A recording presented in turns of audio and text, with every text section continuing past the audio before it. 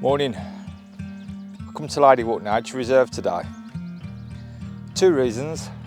I wanted to keep it nice and short because I did a lot of gardening yesterday and woke up with a little bit of a twinge in my back this morning, so I don't really fancy the long walk around Middleton. And secondly, I wanted to just pop over and see if there was any signs of the cuckoo, and there is. I've heard it a couple of times this morning. Haven't seen it, but I've heard it. I've been in the hides and managed to capture a few shots of a heron, a pheasant and a goosander, which I think look quite good, but obviously I won't tell or won't know for sure until I get back home. And maybe one or two others, I'm not too sure. But as I've said before, I'm going to cut the videos down now a little bit and just show you a couple of the shots of the day rather than a load of them. But I haven't really got much to say today, so this video seems like it might only be about a minute long. See if I can think of something else to bore you with.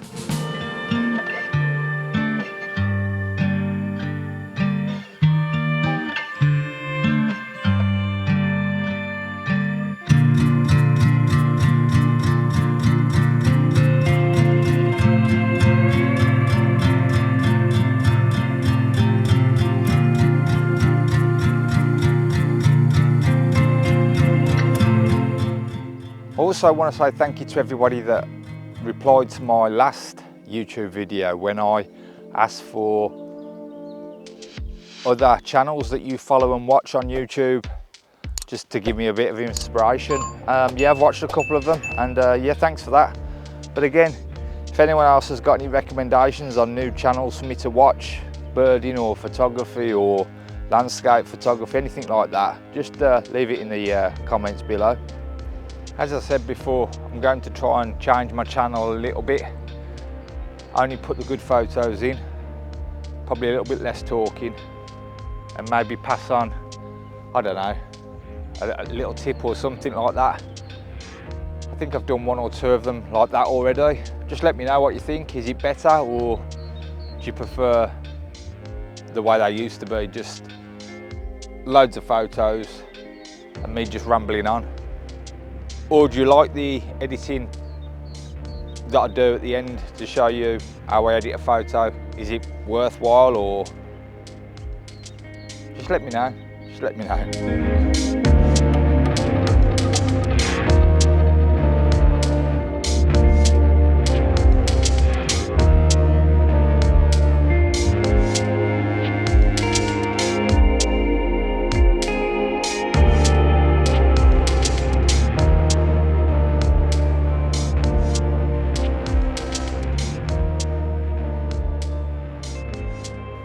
One thing I will say is I think the video went on a little bit too much last time with me editing two photos. So what I'll do is I'll just show you one. I'll edit one photo per video. I am actually going to release another video on removing colour cast. For example, if you've got a white bird and it's flying by the grass, and sometimes you get like a reflection of the green grass onto the bird. I'm going to do a video to show you how to remove that. Super simple and super fast. Yeah, I'll get onto that. I've got a bit of a love-hate relationship with this place. I find that you either get lots of shots or you get nothing. Today's been a little bit like that, where I've got not a lot. I went to the first hide on the hill. And normally if I get there early in the morning, there's loads of action all going on, but it was quite quiet. But I stuck it out, and I'm glad I did. I got a few shots that I like. I got some shots of a goosander, a pheasant and a heron coming into land quite close. And I think what I might do with that shot is crop it in even more. I don't know, I'll have to have a look when I get back. But yeah, it's been a bit quiet apart from that. So I'm going to head back now. It's pretty uneventful.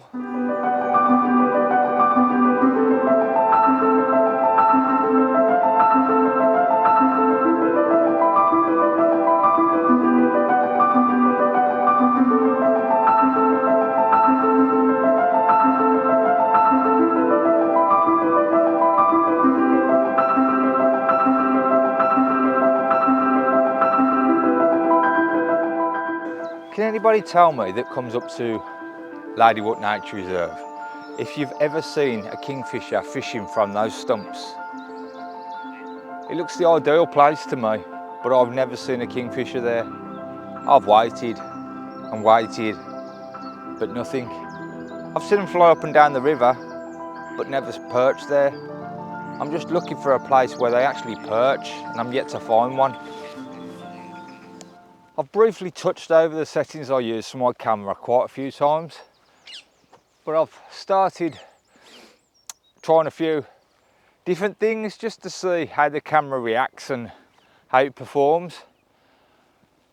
A simple thing I've done today is I've just changed the sensitivity of the autofocus to, I normally keep it on 1, which is locked on, and 5 I think is responsive, and I've always kept it on 1. But I've noticed over the past week or two, I seem to be having a little bit of problems with it locking on when I'm using the tracking. Now I don't use tracking that often, I use wide, but yeah, it doesn't seem to be performing as well as it did when I first had the camera. I'm considering doing a factory reset on it, but I don't really want to lose all my settings. Now I know I can copy all my settings onto my card, but then I think I could just be putting the problem back onto the camera then. So I think I may need to start from fresh. But I've looked through all the settings and there's nothing wrong, but it just doesn't seem to be, I don't know, performing as quick as it was, and the actual autofocus, when it locks on and tracks, it seems to lose tracking fairly easily. Not every time, but I remember it being better. So that's something I'm going to look at. Another thing I've done today, just a little quick simple thing, is I've upped the shutter speed. Now my run and gun settings are 2,500th of a second for my shutter speed, which will capture the small birds and the big birds. But as the weather's a bit nicer today and there's lots of light about, I've upped my shutter and the ISO's still fairly low. Just something to try. But yeah, I need to have a look at my camera because the autofocus isn't quite right, I don't think. It's not bad, but I'm sure it was better.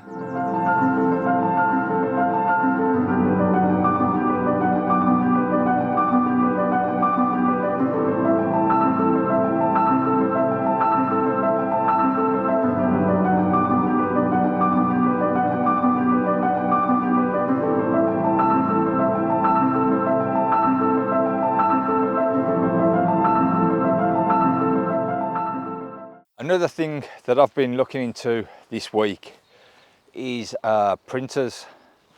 I've been considering buying a good quality photo printer, something like the Canon ProArt 3000, is it? 300, sorry.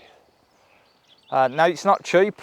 I think you can get them around 550 that I've looked, and the ink's not cheap. And I'm trying to just weigh up in my head, will I actually use it enough, or shall I just send my prints away to be done? Now I've got a friend who's a printer, well, a friend of a friend, and he's offered me them at good prices. So, but it's always nice, I think, to be able to just print your own off at home. So that's something I'm kind of, it's rattling around in my little head at the moment, whether to actually go ahead and buy one. But I've been trying to print a few things on my printer at home. I've only got like a normal kind of office printer, but it's a photo printer as well. But I'm struggling with it, if I'm honest. What I'm seeing on the screen isn't coming out the same as what comes out on the paper. Now I've calibrated my monitor, I'm using the right paper, I'm using the right ICM codes, I'm soft proofing it, everything first, and it's just not working, and I just don't know what's going wrong. I get better results if I print from Photoshop than Lightroom. It's closer to what I see on the screen. but it's still, the tones are wrong. Now I know it's not going to be as bright because the computer's obviously backlit. That's not the issue. The issue are the tones of the colours. They're just off. So that's something else for me to try, and that's kind of at the moment making me think, shall I not bother with a printer? If I can't cope on a little printer, what chance do I have on a big expensive one? But I don't know. Something else for me to think about.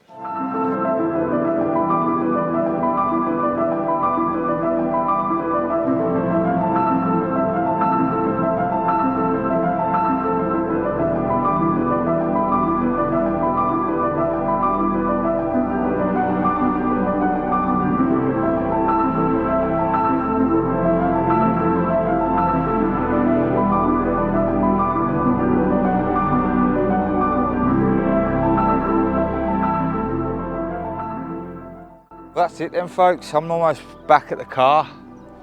About 10 minutes. I've been extra boring this week, I know. So if you've made it to the end of the video, you've done really well. There's not a lot happening.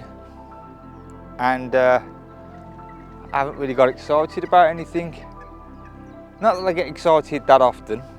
So, until next time, thanks for watching. If there's anything that I'll take photos of after this, I'll leave them after this. If not, see you next time. Okay, so I'm going to jump straight into how I edit this photo. Now, as you can see, I've done a burst of shots of this gull flying past, and what I want to do is I want to show you how I kind of create this image at the bottom here, something like this. So I'll just redo this edit and show you how I do it. Now the image that I want to use is slightly cut off. Well, it's cut off at the bottom of the wing and the tail, but I don't care because all I'm interested in is the face, so I can use this image for this. So first thing I'm going to do is I'm going to crop it down. So I'm going to crop it into a square.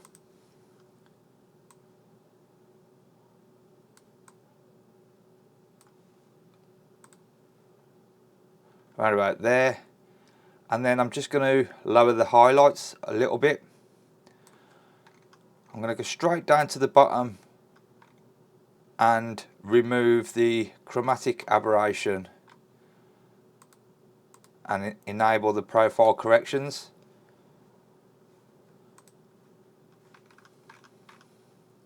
So I'll go back to the edit, and the first thing I'm going to do is I'm going to apply a filter, and I'm going to use a heavy adjustable filter. Now this filter is from my filter pack. I'll leave a link in the description if you want to buy it, and it's for a lot of quick adjustments that you can just use straight away, and there's a load and load of presets as well. Well, that's another video. So once I've got that heavy vignette, all I'm going to do then is I'm going to right click and edit in Photoshop. So that'll load that up into Photoshop. Just get that to the right size. And then what I'm going to do then is I'm going to duplicate the layer. I'm going to mask the object with the object selection tool.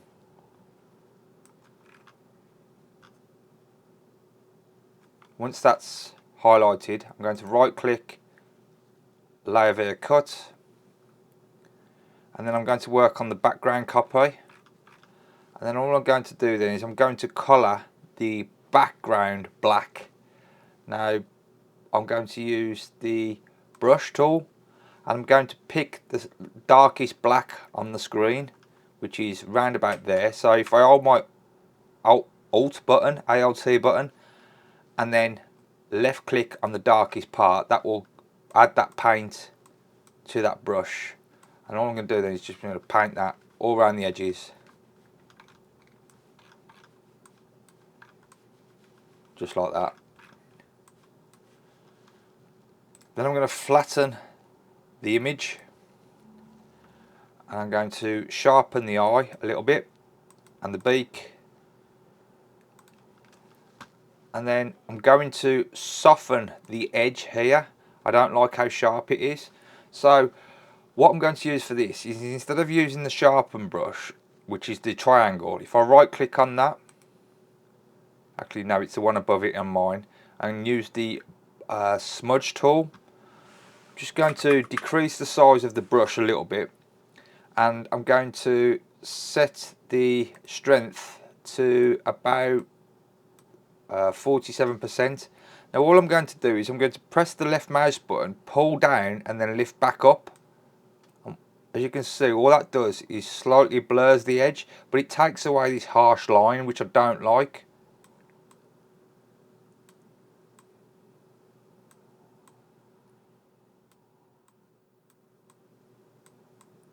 I'm just going to go around the image, just on the edges a little bit. Maybe lower the strength when I'm getting to the sharper parts.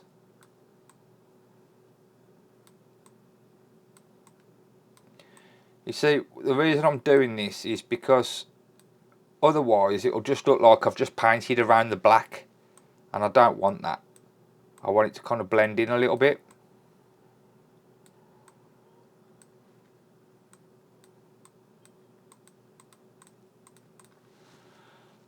That'll do me for that. And then what I'm going to do then is I'm going to duplicate that layer, click OK, and then I'm going to just click on the curves layer at the top. So click on the curves, again press the Alt button and the Auto button, and I'm just going to click through these to see what looks good, if any of them. Now I kind of like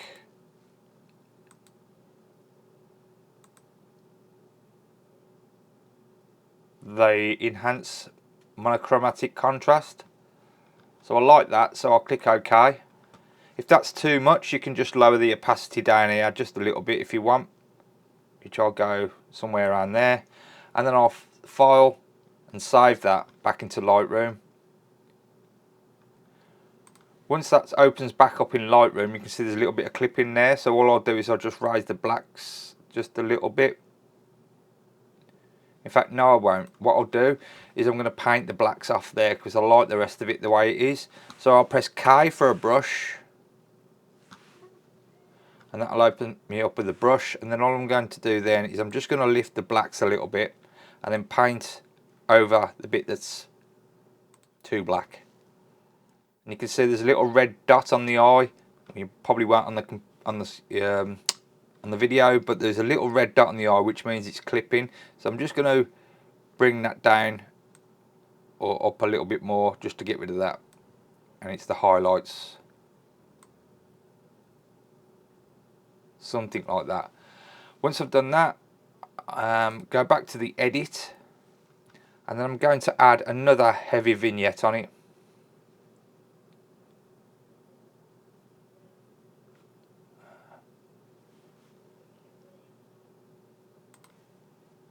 And then what I'll do then,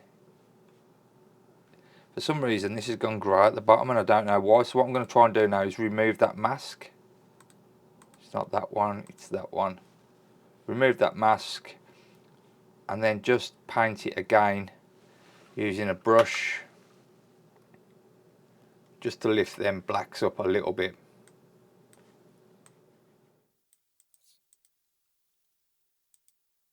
So it's not clipping. Something like that.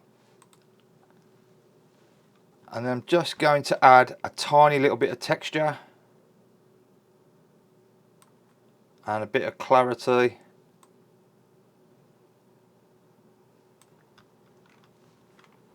And I think that's it. Maybe just crop it again a little bit more.